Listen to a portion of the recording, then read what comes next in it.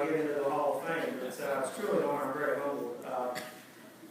I don't know. I'm excited about being here, just being able to sit by Coach Bess. Gene, I don't know if you knew this, but I was watching your teams when I was in the 5th grade playing Hutchinson, Kansas. And I was one of those little kids about this tall that was trying to get your players' wristbands before they got to the locker room. You know, back in the 70s, you used to wear those wristbands all that really wasn't. Maybe some of you guys don't remember that. I do. But anyway, I'm very humble, very honored. Just a little bit of background quickly. Yes, I'm from Kansas. Grew up in a little small town, Nickerson, Kansas. And I was privileged enough to be born into a basketball family. My dad was a coach. He was a basketball coach. And my mom was a basketball mother. So, very privileged. And I just don't know what else I would be doing. Let's see. I'm sure where to start here. My real name is Jerry. That was my dad's, I do believe, his high school basketball coach's name. My middle name is Robert. That's my dad's high school or college coach's name. So I was named after 2 coaches. I knew from a very, very, very young age that I was going to be a basketball coach. This is the way I love all sports. I played it the first season, but there's just something about the game of basketball that's really remarkable. Very proud of my dad and my family. My dad was a teacher and coach and administrator in the Kansas school systems for 36 years, and then he doubled it for a few years. He was also spent 23 years as a Big 12 football official. Very proud of my mother. I wish she was here today.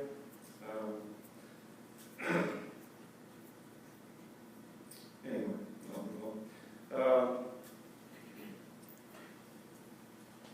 I went to junior college, for a couple of years, played some football. Went to Fort Hays State out in Kansas, out in nowhere, played a couple years of football. I really didn't, I don't want to be a coach, I just want to be a teacher. I was applying for about every job there was in the country, and I didn't have any ties, I didn't care where it was. Randy Stang, who's from Missouri State Bear, called me. He was working for Spoon out in Missouri State. Called me one day and said, "Hey, Willow Springs, Missouri is looking for an assistant coach. You got a job with us." So he got me in contact with a guy named Brent Colley. Brent was the head coach at Willow Springs. Had a nice phone conversation with him. Brent had me out for an interview. I'll never forget the phone call about a week later. He calls and he says, "Jay Osborne?" I said, "Yes." He goes, "This is Brent Colley." I said, "Brent, nice to hear from you." He goes, "You ready to go to work?" And from that moment on, it was go time. And I was with Brent for 2 years, and very honored, very privileged to coach with Brent for 2 years, and I learned a lot.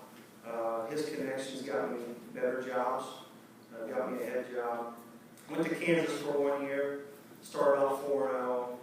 We ended up 12-9. Just they had won in like 12 years or something. I guess something incredible. But had 12 players in my entire program, real small school, and was going to go back. I liked it there.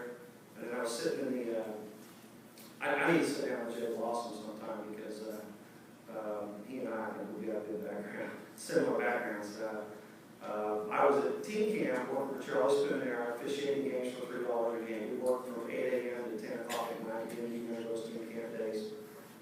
I worked at gym with a couple other guys, and we worked all day. Hopefully we got a lunch break, sometimes not.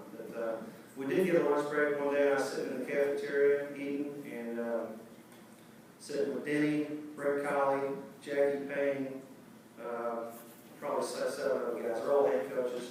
And they shoved a piece of paper in my face and said, "You need to apply for this job." I said, "What job?" I looked at it. I said, "Pleasant Hope." The coach up there got in a little bit of trouble with some pigs or something. You guys remember that? And the job was hopeful. So I went up to Randy's office and I made a phone call to Chris Blackburn. She was the principal. Conversation didn't start off very well because I asked for Chris Blackburn and she says, "Okay." And there's dead silence. I'm thinking she's going to transfer me from principal to Chris Blackburn, which I thought was a guy. No, it's her. It's a woman. So I didn't do my homework there. I talked to Chris a little bit. She said, "You need to come talk to me." I I said, well, you don't understand, I'm in team camp. I got tennis shoes, socks, shorts, and camp shirts. She goes, drive up here and talk to me. So I drove up there in shorts and a camp t-shirt and sat in her office for about 2.5 hours. She had me back next week, interviewed for the board, and that's probably the best move I ever made, went to Pleasantville, Missouri. Got some players, you three, just stand up real quick. Got Nelson Kitty, Brian Cruz, and Scott Curry. Thank you. Thank you very much.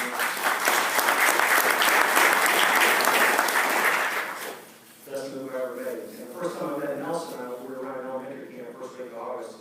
And I see this guy sitting over there. He's got a mustache, a goatee, he's got long hair. He looks like he's about 27. I think he's here to pick up his like he's younger brother or something. Or his nephew.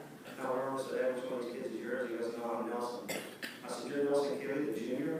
He goes, yeah, that's me. I said, oh my gosh. We got him shaved, gave him cut his hair, looked like a high school player. He won 51 games in 2 years with those guys, and best thing I ever did. Then I went to Nixon. I went to Nixon in 1992. And at the time, maybe some of you remember this, Nixon was not a good basketball job. Getting back me up on it, it was a tough job. I think I'm the first coach. I've been there 23 years. I've got the first coach. I've been there more than 5 years since like 1914. They just fired coaches. They tried to fire me a couple times. You know, my administration helped me out. But 23 years, I've had 3 superintendents, 3 principals, and 5 athletic directors. I've had 2 assistant coaches. So, one of them's here, Brock, stand up. Stand up, Brock.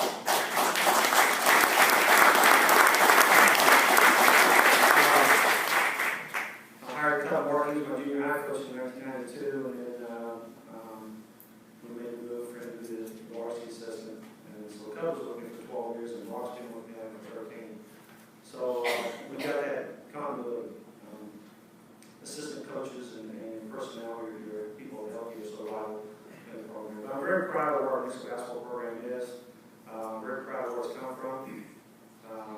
We've got great players, but we also have a great school system. Very supportive of what we do. I need to thank my wife. My wife Kim's back there. I'll tell you this short story. We were set up on a blind date, and the 2 guys that set us up were back here. My friend Tom Lacey and Jeff Toth, a coaching colleague of mine. Both of them set me up with this fine lady. It was on a Friday. He said, hey, I got this. Tom had a birthday party. I don't know. He said, hey, we got a girl came to me. She's single just like you. I've been divorced for 9 years, and I think she'd been divorced about 10, something like that. But I said, yeah, I'll agree to meet her. So I said, so where are you meeting Friday night? Friday night at 9 o'clock, we're meeting at Mr. Ian's. What? Mr. Ian's. I mean, it's not even in business anymore. We're romantic scene, you know? Nicholas Sparks movie ready to go here. It's, so I mean, and the thing is, she said she wanted to, she agreed to go out with me and meet me and go out with me for a little bit because she said I didn't try to impress her. I was wearing jeans and tennis shoes and probably a bit sweat top because I just came from high school football on Friday night in October. So she thought that was neat that I didn't try to impress her, but I was trying to be myself. And anyway, we've had a wonderful life since then, and that was 9 years ago, 10 years ago, something like that. Oh,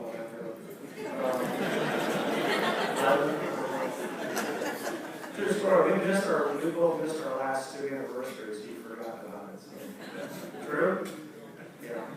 We were playing Blue Springs South that afternoon, so I forgot my anniversary that night. So that thing's on my mind.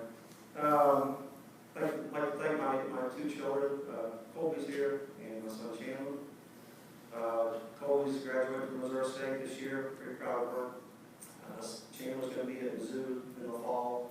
He got like a 31 on his ACT. I'm not sure what that's all about. I got like 14 or something. Back in the day, back in '82, when he went to junior college, he didn't need an ACT school, so I didn't put much effort into that. Interesting story. My wife and I met in October. Basketball season was about ready to get rolling, and you know as a coach what that means. So the very first game that she went to, she sat by my dad. It was at Hammond Student Center. We were playing Parkview. It was right after Thanksgiving, right there. Now, granted, she graduated high school in 1985, so she hadn't been to a high school game since 1985. So the first points on the board was a shot, it was 3-0. And she turns and asks my dad, why did they get 3 points for that? Okay, the game's changed here. But anyway, I don't know what she was getting into, but she did my life.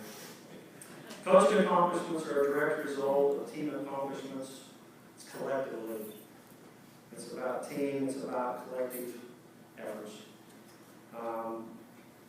I still don't understand why I'm in the Hall of Fame. I know I got 500 wins and all, but I feel like I'm going to coach another 25 years. I just don't think any of this stuff is done. My assistant hopes it's not an extra for 25 because he won't be the head coach. A few years ago there, I don't know. Great assistant coaches, great administrators. I can't say enough about our administration and how they've stuck behind me in some of the decisions we've had to make to get our program to the next level. It's just vital. I want to thank my mom and my dad. My mom died in 2000. Before she passed away, I did get to apologize to her for one thing, for making her sit through that game, that Legion baseball game that I caught. It was 107 degrees in Valley Center, Kansas, and it was in the middle of July. I did apologize that she actually went to that game. It was 107, just brutal.